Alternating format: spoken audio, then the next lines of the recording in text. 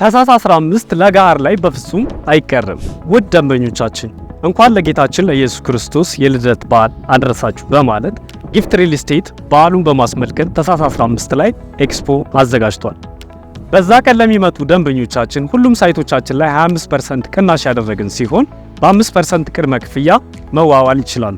እዚህ መንደር ላይ ቤት የሚገዙ ከሆነ በቅርብ ርቀት ሸራተን፣ የአፍሪካ ህብረት ባንኮች፣ ዓለም አቀፍ ትምህርት ቤቶችና ሆስፒታሎችን ያገኛል። ይህ የምትመለከቱት በ1 ዓመት የምናስረክበው ሲሆን ይሄኛው ደግሞ በ3 ዓመት የምናስረክበው ሳይታችን ነው።